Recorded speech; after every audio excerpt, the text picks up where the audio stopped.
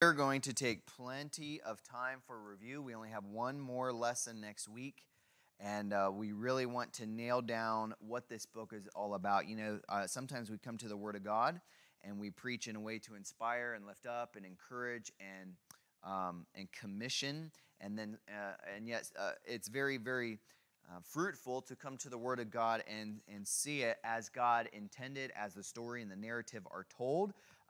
And so, for instance, it's always good to get a bird's eye view concerning this book. And that's what I want to really accomplish tonight. We'll spend about half the lesson tonight reviewing, maybe even a little more. You know, we're living as Christians in a very bizarre environment. We are living in our own modern day Babylon, truth be told. And when you come to books like Daniel, you can get a lot of helpful truths to teach a Christian how to live, as we have said, how to live an upright life in an upside-down world. And when we see what's going on, and as far as being a bizarre environment, we're living in this country that has existed really like no other country ever has, in that we were founded upon Christian values and Christian principles. And so many of us have historically said this has been a Christian nation, and then yet you can look about and you can see certainly that it's a post-Christian nation. And so we see the culture, we see the environment, we see how we have moved away from God's principles, and we see what is happening in the public arena, what's being taught in the public schools, and what's being taught in those public spaces. And you can see particularly, I think, in the larger cities and so forth, that just by and large we have become a post-Christian nation. And like Daniel, we're living amidst Babylonians. And it's very helpful to come to books like this and to be encouraged and see how to stand your ground, how to stay where the Lord put you, and how to be faithful, and how to have joy, how to have blessings, how to have a life that is living for eternity and living for heaven and not living for the here and now. And so there's a great amount of blessing in that. And so I'm very thankful for the book of Daniel. I'm thankful that we can look at it, and even though you can just kind of see the historical thread of humanity, that black and darkened and sinful thread, we can also see the crimson thread of Jesus Christ. We can see the Ancient One seated on his throne. And so that's really the whole point of Daniel. Just like the point of Revelation, you look and you say, yep, here's humanity. It's awful. Here's the beast, and here's his whole lineage. And yet, here's Jesus Christ. Here's the one who's in control. Here's the one seated on his throne, and what a blessing that is. So we have to keep that in mind. That's why it's important to do things like what we're doing tonight and getting the big picture, seeing what this book is all about. And so there is a video here that we're going to see that was produced by a wonderful group of Bible teachers. And maybe you've seen it, maybe you haven't, but we're going to take 8 minutes and we're going to see this and get a good summary of the book.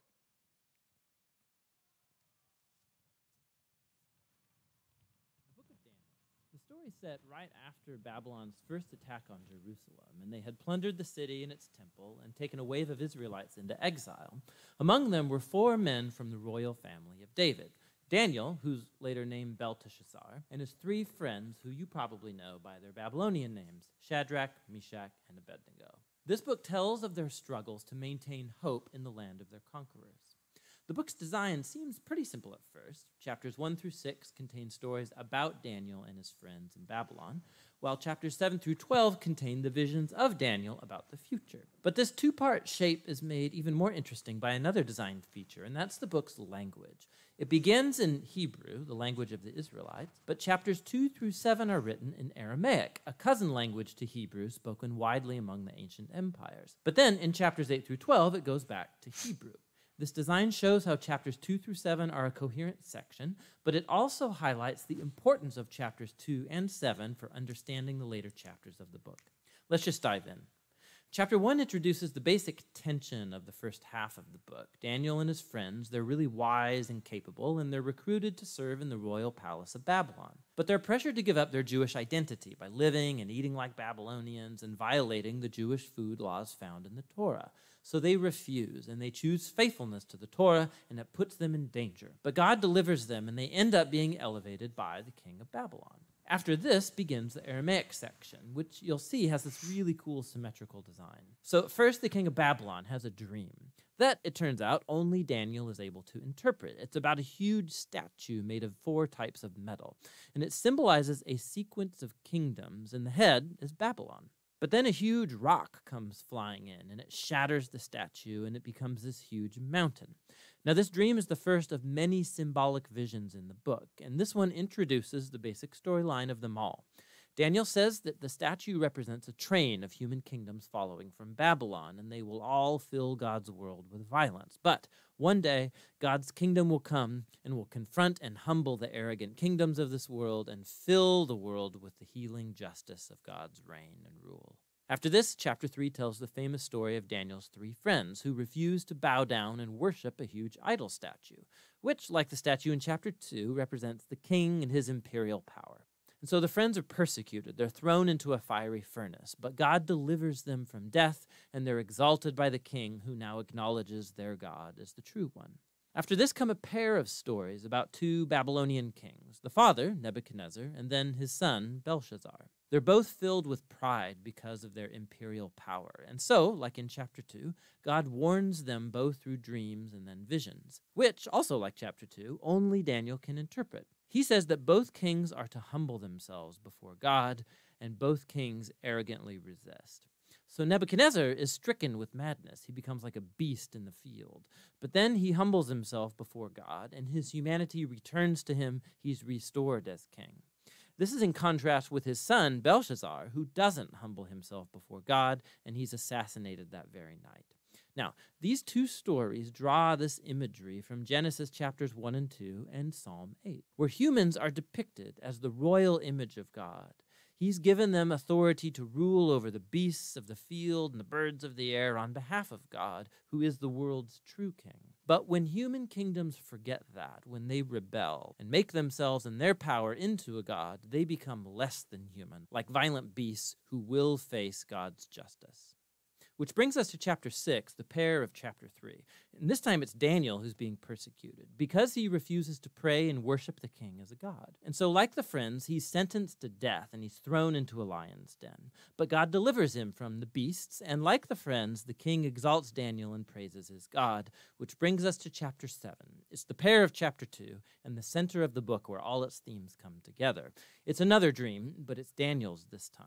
And ironically, he can't understand the dream until an angelic messenger explains it to him. He sees a series of 4 beasts, one like a lion, then like a bear, then one like a winged leopard, each of these symbolizing an arrogant kingdom. And last of all is a super beast, identified as a really evil empire. And it has lots of horns, a common symbol for kings in the Old Testament. And there's one specific horn who is an image of an arrogant king who exalts himself above God and persecutes God's people. Now, they are symbolized by a figure called the Son of Man, who's an image for both God's covenant people, but also for their king from the line of David. But then all of a sudden, God, who's called the Ancient of Days, comes and he sets up his throne. He destroys the super beast and he exalts the Son of Man on the clouds, where he comes up to sit at God's right hand and share in God's rule over the nations. We can look back now and see how all of these stories in the first half fit together. The 3 stories of faithfulness despite persecution. These are meant to offer hope to God's suffering people among the nations. But they suffer because human kingdoms have rebelled against God and have become beasts. And so these visions encourage patience, that God's people are to wait for him to bring his kingdom and rule over our world and vindicate his suffering people. But it raises the question about when God is going to do that, and that's what these final 3 visions set out to explore. In chapter 8, Daniel has another vision about the final 2 beasts of chapter 7, but this time they're symbolized by a ram, who we're told is an image of the empire of the Medes and Persians, and then by a goat, who's an image of ancient Greece. And out of the goat come a whole bunch of horns, one of which symbolizes the evil king from chapter 7. And we're told more about him, that he will attack Jerusalem and exalt himself above God and defile the temple with idols. However, in the end, he will be destroyed by God, who will exalt his people and his kingdom. Now, by chapter 9, Daniel is very puzzled, especially as to when all of this is going to take place. And so he consults the scroll of the prophet Jeremiah, where God said that Israel's exile would only last 70 years. So for Daniel, the 70 years is almost up. And so he asks God to fulfill his promise soon. But an angel comes and informs him that Israel's sin and rebellion has continued. And so their time of exile and oppression will continue on 7 times longer than Jeremiah envisioned. Daniel is deeply disturbed by this, and he has one final vision.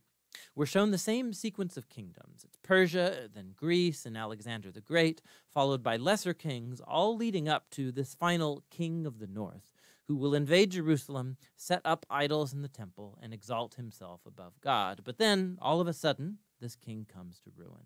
Now, there's been endless debate about what all of these visions refer to. Many see a clear connection to the exploits of the Syrian king Antiochus in the 160s BC. He killed many faithful Jews in Jerusalem and set up idols in the temple. Others think it points forward to the Roman Empire's role in the execution of Jesus and the destruction of Jerusalem and the temple in AD 70. And still others think it will be fulfilled in future events that have yet to happen when Jesus will return. Now the problem is that the symbols and the numbers, they don't quite match any of these views perfectly. But it opens up the possibility that in a sense they are all right. The book of Daniel has been designed to offer hope to all future generations of God's people. It did so in the days of Antiochus' empire, and it has ever since. This is why Jesus could use imagery from Daniel to describe and confront the oppressive leaders he confronted in Jerusalem. This is why John, the visionary who wrote the Revelation, could adapt Daniel's visions and apply them to Rome of his day and also all future oppressive empires. And so the point of Daniel is that all generations of readers can find here a pattern and a promise. It's a pattern that human beings and their kingdoms become violent beasts when they glorify their own power, when they redefine right and wrong and don't acknowledge God as their true king. But Daniel also holds out a promise that one day God will confront the beast. He will rescue his world and his people by bringing his kingdom over all nations. And so for every generation, this book speaks a message of hope that should motivate faithfulness. And that's what the book of Daniel is all about. All right, so we'll get into our reviewing. And as far as the overview of Daniel goes, and we have the chapters laid out here, you'll remember, as we just saw, that in the second chapter, Nebuchadnezzar was given a dream. And thankfully, the way Daniel works is that it starts off very simply. So chapter 2, his dream is really an easy concept. And so the statue that had 4 metals. All right, so who can tell me the head of gold? Who was the king that was represented by the head of gold? Ethan. Nebuchadnezzar and Babylon. And the Bible tells him directly, Daniel said, "Thou art the head of gold." And he really was the most valuable. You can look up and see the ancient wonders of the world, and Nebuchadnezzar was responsible for a lot of them. The kingdom that came after Nebuchadnezzar, and we talked about how his son or grandson Belshazzar was destroyed. He was assassinated, and then the kingdom turned over. What was the next kingdom that was inferior? The silver chest. The Medo-Persian. And I remember this because there are 2 arms, and it's kind of like you have the Medes and the Persians put together, so 2 arms of silver. And then the brass belly and the legs, brass being a more powerful than gold, more stronger, if you will, than silver and gold. Greece, and this was led by Alexander the Great, notably the greatest military leader in the world.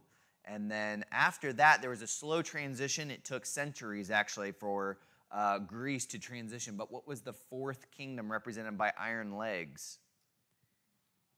I heard it over here. Rome.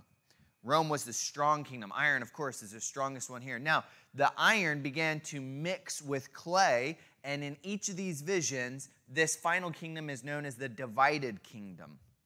So it was strong, it was powerful, but ultimately it was divided and fell apart. And Daniel was given a dream then. The next prophecy that was told here, besides Belshazzar's personal prophecy, we have Daniel's dream. Daniel's dream had 4 bizarre creatures: a winged lion, a bear, a winged leopard, and a dreadful beast.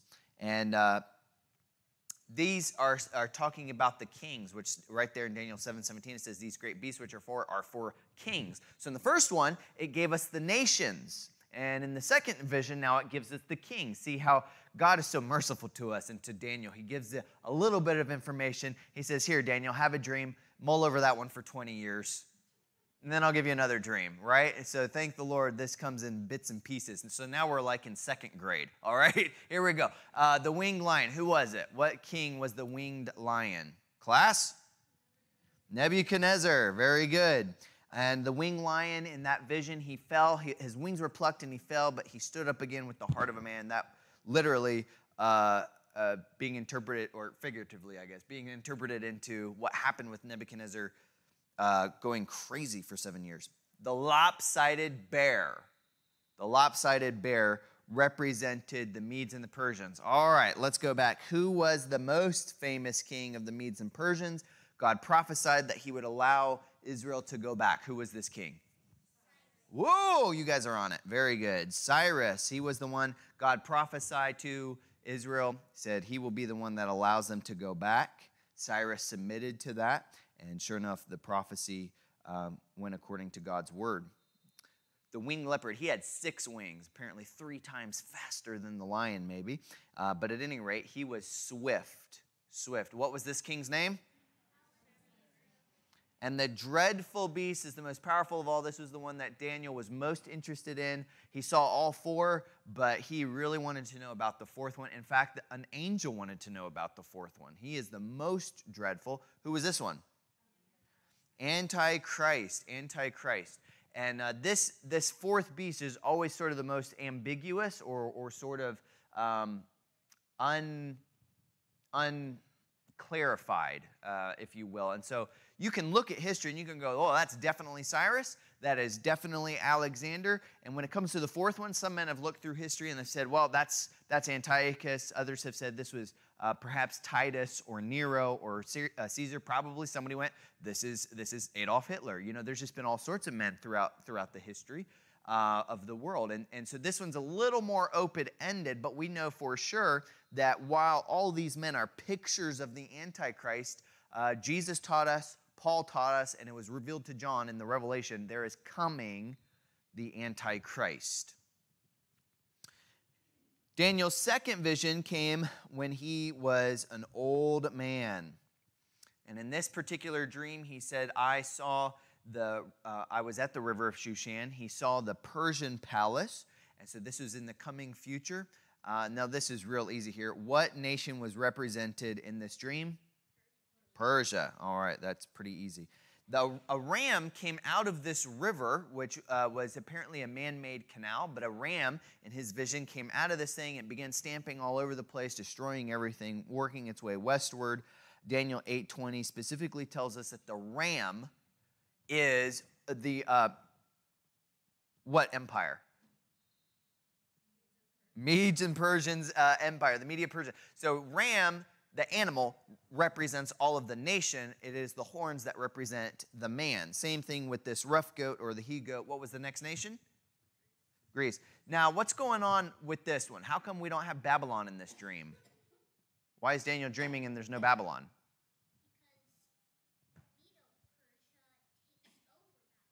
At the point of the vision, they had already taken over. Right, so Babylon's already gone. Therefore, they're not in this vision. But you have Medes and Persians, you have Greece, and then the rough goat. As he's looking at this rough goat, there is a notable horn that comes up. Extra horns grow out. Horns are growing everywhere. And remember, the horns represent kings. So you have this divided kingdom. And, of course, what ruler? There you go. There you have it. Antichrist. And so in looking at these chapters, chapter 7, chapter 8, you can, if you narrow in too far, and that's why we don't want to narrow in. It's why we want to always maintain a big picture here. But if you narrow in too far, what can happen is you can take chapter number 7 and you can go, well, Antichrist is definitely from Rome. And then if you take chapter 8 all by yourself, you say, well, he is definitely from Greece. The answer is, yeah, Antichrist is from Rome. He is from Greece. And by the time you get to the Revelation, they give Antichrist the name, mystery, Babylon the Great. Babylon the Great. And so this New World Order, what is the New World Order? Is it Rome? Is it Greece? Is it Syria? Is Is it Iraq? What is it? It's like, yes, it is. It is. It is all of the worst of humanity. And you can just see it's growing. It's sort of like those Russian nesting dolls, just one right out of the other. And so we come to Daniel, and I've got a timeline here for us, so we'll continue. And I don't know if you're a timeline person. I'm a timeline person. I'm a visual person. I like to see things. And so these blue bars represent the fairly short reign of Babylon, and they amassed a great deal of wealth, but didn't last long. The chapters were written primarily by Daniel, except there was one chapter not written by Daniel. What chapter was that, and who was it written by? Brother Tom. Bam. What a weird thing when considering the canon of Scripture. It wasn't written by the prophet, it was written by the king. And so he wrote this testimonial. It was a State of the Union address is what it was. And he was sending that out to as many people as he had authority over. And he told his own testimony. He told his story, how God humbled him. So that's chapter number 4. What a unique chapter of the Bible. But you'll notice it goes chapter 1, 2, 3, 4, 7, 8, 5, 6, 9, 10, 12, and it's out of order. And that's because the books were written and then canonized. They were organized according to topic. And so we have, as we saw, the stories of Daniel and then the prophecies of Daniel. That's why they're kind of out of order. But then you can kind of see they're spread out over the course of Daniel's entire life. He was a young man when chapter 1 happened. He was a young man when he interpreted Nebuchadnezzar's dream. He was an old man when he got his final vision. And then what happened is you can get into these other happenings from the books of Ezra and Nehemiah. And so these guys were contemporaries with one another. And as Daniel was prophesying, God was also giving the word to Ezra. And he was also giving the word to Nehemiah. He was also giving the word to Zerubbabel, the priest, and so forth, and a few of the prophets. And so this is all kind of happening during what this whole time period is called the exile. The exile, because they had been brought out of Jerusalem. They had been brought out and enslaved and so forth, but God was still working. Now, there's a little important time marker that took place in Daniel chapter number 9. Rather, it was prophesied, so let's just do our little laser pointer here. The prophecy came in chapter number 9. The prophecy said that from the going forth of the commandment to go home, to restore and to rebuild Jerusalem, until Messiah, you would have a span of 70 weeks, or rather, it would be 69 weeks.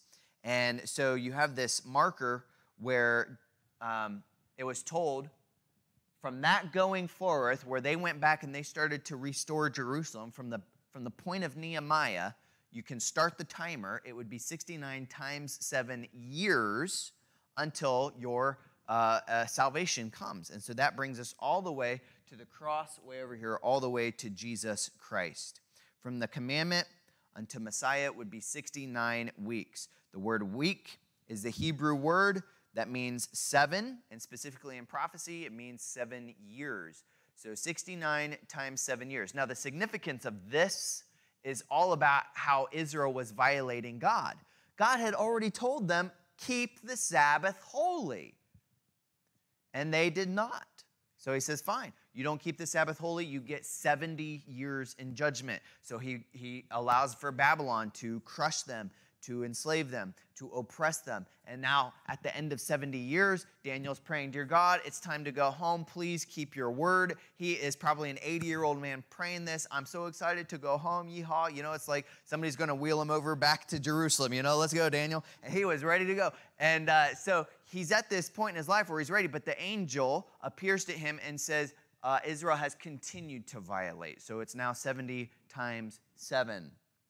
So that gets you this span of time, 69 weeks times 7 years. According to the Jewish calendar, is X number of days. I put it up there for you, 700, whatever, I can't read. 173,880 days. There you go. So on the Jewish calendar, if you just kind of bring that over to our calendar and make it real easy, it takes you all the way to the time of Christ. And what scholars tell me is, I guess if you start counting right from Nehemiah, this brings you right up until the time where Jesus rode the donkey into Jerusalem for his Passion Week. So isn't that an amazing thing? God gave the prophecy, he gave the timeline, and then he kept his word. What a blessing that is. Now, we're going to pick up chapter number 11 this evening, and I'm not going to teach it like I've taught the other chapters. And the reason for that is because there are so many historic details that, A, I don't have time to teach them all, and B, it's boring. It really, if I can't get excited to teach it, it would be even worse to hear it. All right, but let's check out, first of all, Daniel chapter number 11, and let's look at the first 5 verses. The first 5 verses of the book of Daniel chapter 11 says, also I in the first year. So, okay, sorry, I forgot to say. This picks up where we left off last week. Last week, chapter 10 was the prelude. He has seen the angel. He's had a conversation with the angel. Here's the guts of the message right here. Chapter 11. Also, I, in the first year of Darius the Mede, even I, stood to confirm and to strengthen him. Remember, Daniel had passed out cold and so forth. All right. Now will I show thee the truth. Behold, there shall stand up yet 3 kings in Persia. The fourth shall be far richer than they all, and by his strength, through his riches, he shall stir up all against the realm of Grecia. And a mighty king shall stand up that shall rule with great dominion and do according to his will. And when he shall stand up, now right now we're talking about Alexander, the mighty king of Grecia. When he shall stand up, his kingdom shall be broken and shall be divided toward the 4 winds of heaven, and not to his posterity, nor according to his dominion which he ruled, for his kingdom shall be plucked up even for others beside those. So it says it's so awesome. It says, here comes this king, and he's going to conquer everything, the mighty king of Grecia, the most mighty of all. But, check that out, it says not for his posterity. Alexander did all that conquering, but didn't get to do any of the reigning. All that work for nothing. And so he conquers the thing, but then he dies as a young man. He dies as a young emperor. And so the kingdom was divided, as you can see here, amidst 4 kingdoms or 4 rulers. Now, I've put a couple of names on. These are the most notable names: Antiochus Epiphanes and Ptolemy. They're kind of the most notable to understand because they affect Jerusalem. There's a lot of kings going on here. What's happening in the Middle East during this time period is all listed out here in chapter number 11. You can go through the next bunches of verses 5 through 20, and you can read all about the scandals, the politics, and the wars of these wicked lesser kings. Now let me explain just very easily in summary. I'm not going to teach these verses. There's so many details, but what I recommend, if you want to know just how specific, this is so specific.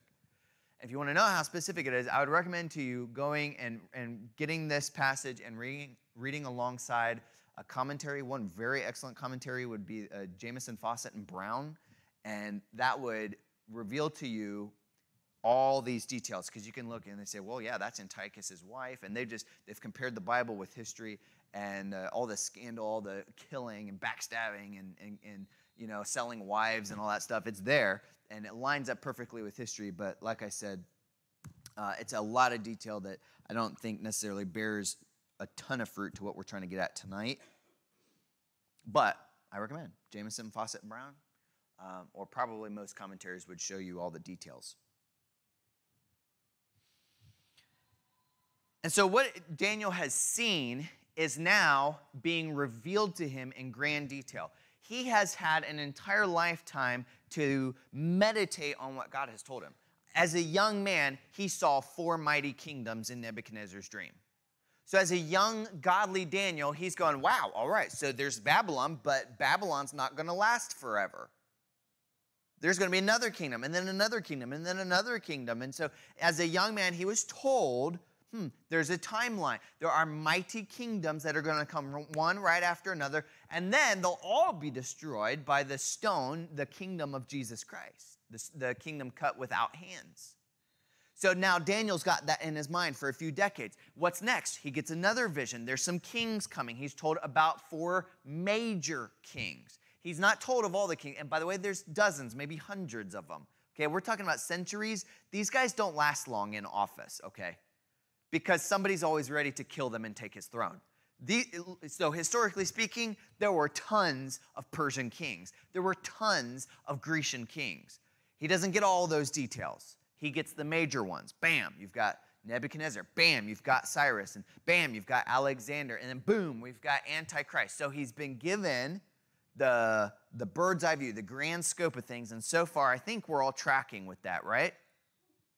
And so then, as an even older man, he's told these guys are going to what's going to come to fruition is each of these Babylonian kingdoms, as it were, each of these totally evil kingdoms, the kingdoms of the world, they're going to develop into what will be the worst kingdom of all, the worst monster, the strongest kingdom made of iron and a gnarly beast, and all these visions it told him there will be the worst yet to come. And that's the warning that was given him. And now when we get to chapter 11, now he's an old, wise man, one of the wisest men that have ever lived, one of the godliest men that have ever lived. Daniel received prophecies that no other prophet had received in the Old Testament. God has chosen this man for a very special job. And now, kind of when he's come to this peak of wisdom, if you will, and the peak of understanding God, he's prayed for 21 straight days. Remember that? He's fasting. He hadn't bathed. He hasn't done anything. He didn't leave. He was there on his knees doing battle in the heavens. And at this point, God reveals to him a lot more detail than he's been given before. So you're going to have these major kings, but then verses 5 through 20, you're going to have all sorts of awful details. Now, what's the value of that? Why did God deliver this? Well, the very clearest answer to this is to provide hope. To provide hope. Do you remember what Jesus said in the New Testament when he prophesied and said that the end won't come until it gets worse and worse and worse? There will be wars and rumors of wars and famines and earthquakes. And Jesus warned us. It's going to get worse and worse and worse and worse. And then what did Paul say? He says that, know this, in the end times, men shall wax worse and worse, and they'll heap unto themselves false teachers, having itching ears, and so forth. This is the same exact message that the Old Testament teaches. It just gets worse. Class dismissed, right? No, it's awful. It's horrible. So he says when you look at that thread of humanity, guess what? It never is going to get better. Men are awful.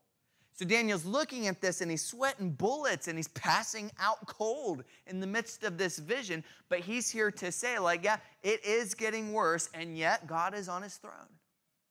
So when a Jew picked up the book of Daniel in 130 BC, when Alexander's persecuting them, and then when Antiochus is persecuting them, and then when the Romans started persecuting them, every time they came under this, they could pick up the book of Daniel and say, yeah, you know what? He warned us.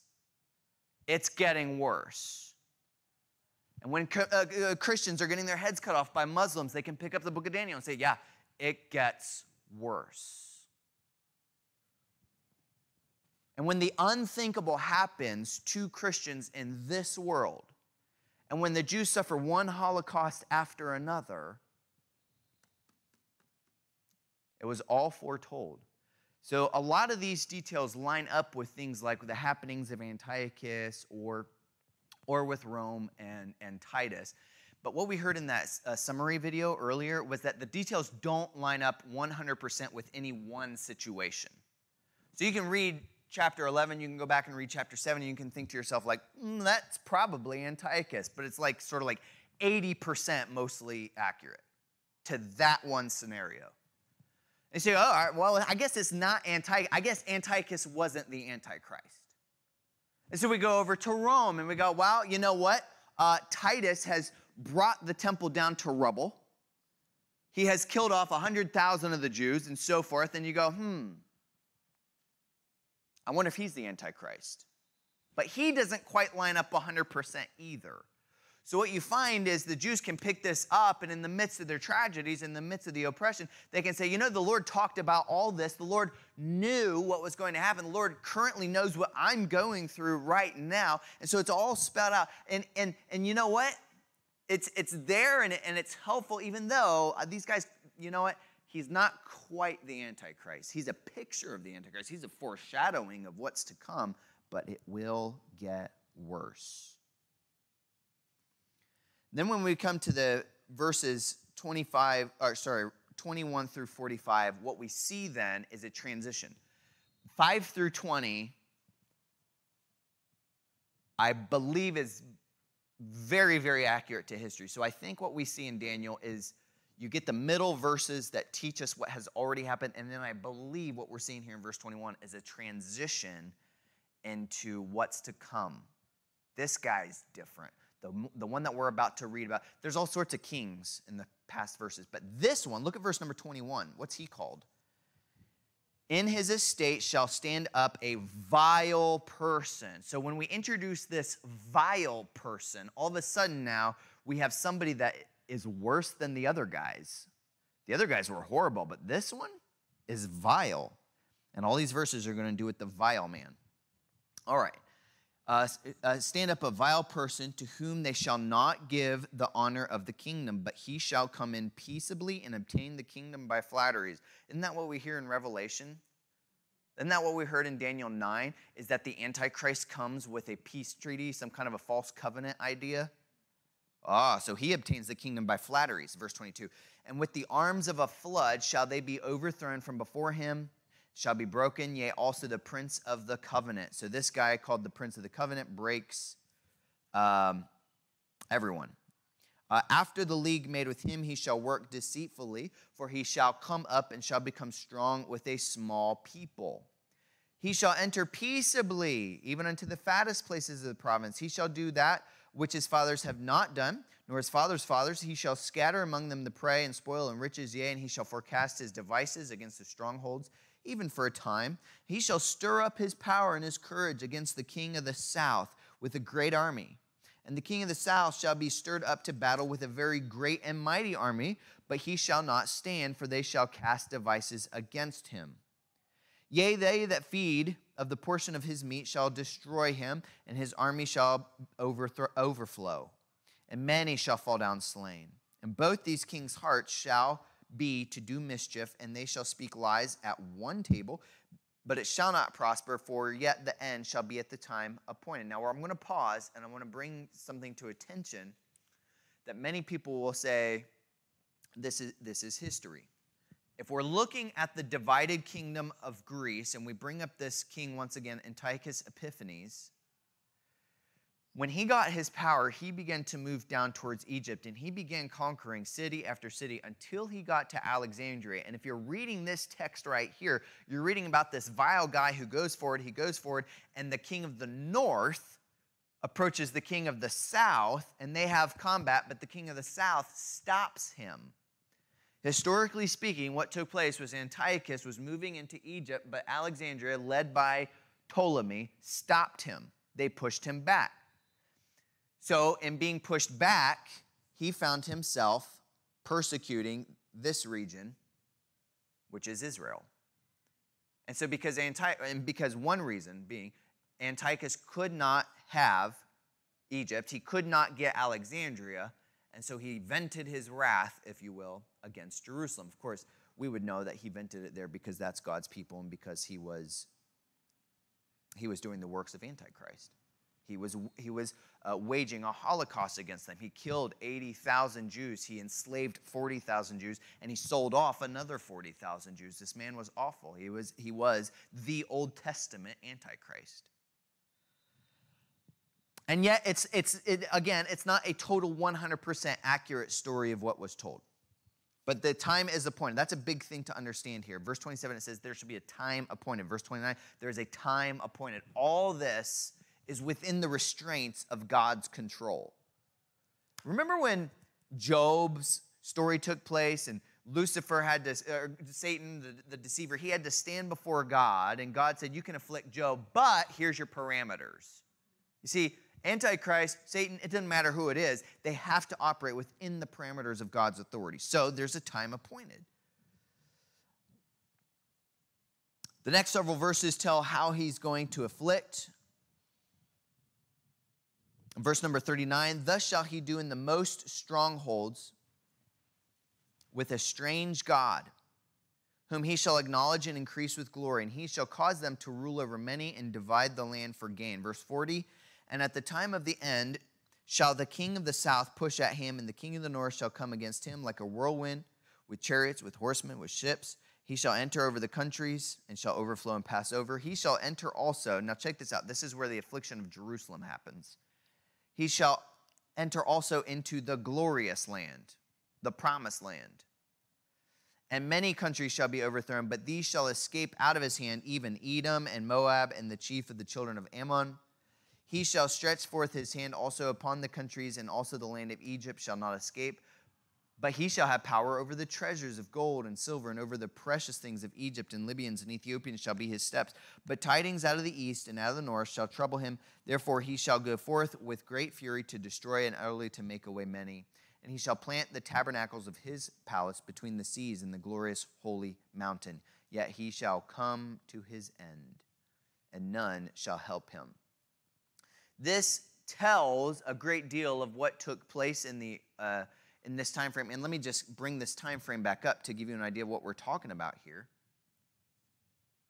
This is about a 10-year gap. This is about a decade here of persecution, of Holocaust against the Jews. And it was taking place about 130 years or so prior to the time of Christ. So all this has taken place. Now, this is a situation where if you were a Jew, perhaps you would have forgotten that you're actually under the 69 weeks of punishment. Because here's the thing. God said two things. God says, you will be punished, you will be exiled for 70 weeks. And he also said, you can go home and you can rebuild your temple and you can rebuild your walls. That doesn't sound like a real harsh punishment, right? It's like send the kid to his room, but he's got the Nintendo in there, or something.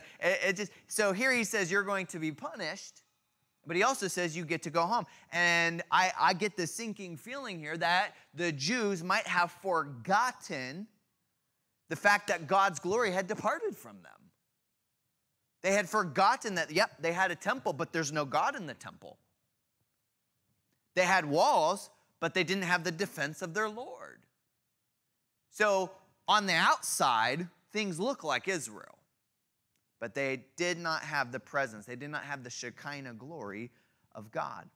And so here in the midst of this time frame, God allows this to happen to shake them up once again. And no doubt this is getting people to pray and so forth. Now, this whole gap here, you see the last red box there, and this whole gap all the way up until Jesus Christ. This is a silent period of 400 years. There's no open prophecy anymore. God stopped sending his prophets.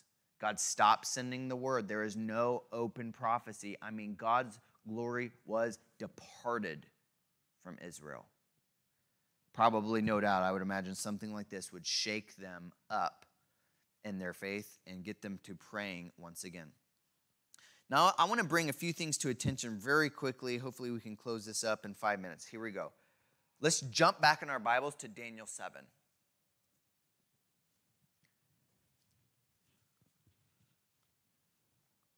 Daniel 7:23. Daniel 7:23. And I want to just pick this up. As we're talking about prophecy, I've mentioned Antiochus a lot, but again, Daniel's not about Antiochus. So Daniel 7 is about Rome. Rome. Thus he said, the fourth beast shall be the fourth kingdom upon earth, which shall be diverse from all kingdoms. He shall devour the whole earth, shall tread it down and break it in pieces. The 10 horns of his kingdom are 10 kings that shall arise, and another shall rise out of them. He shall be diverse from the first. He shall subdue 3 kings, and he shall speak great words against the Most High. He shall wear out the saints of the Most High, and think to change times and laws. They shall be given into his hand for 3.5 years, but the judgment shall sit, and they shall take away his dominion to consume and to destroy it unto the end. A lot of that stuff is what you can read in Daniel chapter 11. When it talks about the 10 kings and the 3 kings and the 4 kings and the dividing of kings, boom, they're there in chapter number 11. All right, let's go to Daniel 8. Daniel 8, verse 17. So he came near where I stood, and when he came, I was afraid and fell upon my face. But he said unto me, understand, O son of man, for at the time of the end shall be the vision. That phrase comes up a lot, the time of the end, the last time, the end time. See, all this is designated. Now, as he was speaking with me, I was in a deep sleep on my face toward the ground, but he touched me and set me upright. He said, behold, I will make thee to know what is in the last end of the indignation. For at the time appointed, the end shall be. The ram which thou sawest having two horns of the kings of Media and Persia. The rough goat is the king of Greece, and the great horn that is between his eyes is the first king. Now that being broken, whereas four stood up for it, four kingdoms shall stand up out of the nation, but not in his power. And in the latter time of their kingdom, when the transgressors are come to the full, a king of fierce countenance and understanding, dark sentences shall stand up, and his power shall be mighty, but not by his own power. He shall destroy wonderfully, and shall prosper and practice, and shall destroy the mighty and holy people. And through his policy also he shall cause craft to prosper in his hand. He shall magnify himself in his heart, and by peace shall destroy many. He shall also stand up against the prince of princes, but he shall be broken without hand. When you read that and you come to verse 11 or chapter 11, what you can start doing is you can see, well, here's the prophecy of Rome and how it concerns Antichrist. Here's the prophecy of Medes and Persians and how it concerns them. And then finally, here's the prophecy of Greece that we're seeing right here and how it affects. So really, when you take Daniel as a whole, it's fairly simple. When you take Daniel as a whole, you go, here's four kingdoms, and here's how each of the kingdoms are giving clues to Antichrist. So in each of these foreboding, or rather foreshadowing Antichrist, the Jew that's being persecuted can take hope. The Christian that's being persecuted can take hope. And so over and over, it's like, here's a picture of Antichrist. It's going to get worse, but there is great hope. God gave a simple dream to Nebuchadnezzar. Then he gave a little more detail to Daniel, a little more layer at a time. I have a friend in Fort Pierce. He is a master artist, literally just a phenomenal master artist. And I remember going over to his house at times, and be it that he was an artist and the paintings were his livelihood and so forth, he had canvases everywhere. I mean everywhere. Like your typical artist, he had this big bushy beard. He was like Bob Ross, you know, the exact thing. And so this guy, he was real, I mean, just all the time. He'd sit in church and he would sketch, but his sketches were like, you know, a portrait of the preacher, you know, it was like incredible. But this guy, it was always there. And going through his house, it was just really neat to see, I don't know, 100, 150 canvases all over the place. And they're each in different stages of their progress. And so you might see one over here, and he would have just laid down maybe some sketch work. Over here, he might have put some yellow on top of the sketch work. And he works from light to dark. And so on the next one over here, you see some, and these have green added to them. And then finally, as you kind of move along, there's some finished artwork here and some finished artwork there, and you can kind of see like the whole thing, and it looks as real as life, and it's phenomenal. But it struck me as, I don't know, in my personality, it's like I start an artwork, I want to finish the artwork before I move on to anything else. But here he was, and you could see the layers of the progress, and you could see the layers of the imagery. And that's exactly what God has done for us with the book of Daniel. And say, wow, man, there's the skeleton of the whole thing right there. And then God adds some muscle tissue on top of it. He installs some organs, and then he wraps it in skin and fingernails and freckles, and you get the full picture. But it's like layer at a time, God's building this thing up. And so finally you get to this last vision that takes 3 chapters, and it's chock full of details. We understand that the imagery could point to Antiochus. And we understand it could also point to Emperor Titus in 70 AD, just after John received the revelation. And for sure, those men are types of the Antichrist. I mean, imagine being a church in Revelation, the 7 churches that John wrote to, and they received the letter. And John says, you're going to be persecuted, but hang on till the end. And then guess what? 10 years later, they're tearing the temple down. They're destroying, they're burning Jerusalem. They're killing people. They were warned by Jesus. They were told by John. These men are types or foreshadowings of the final beast, the Antichrist seen in the Revelation. Understanding the book of Daniel is essential to understanding Bible prophecy. And if you're listening to somebody explain the book of Revelation and they want to install the United States of America, they've got it wrong. And if you're listening to folks explain the book of Daniel and they zoom in way too small on just a couple of verses in the middle of like chapter number 9, they've got it wrong. We need to understand the whole thing in its context and its historical context. We need to understand that Bible prophecy is rooted in the Middle East. It surrounds Israel. And above all, it points to the King of heaven. It points to the King of glory, the Ancient of Days, and it provides great hope. Help us, Lord Jesus, to glean from this, to gain something, Lord.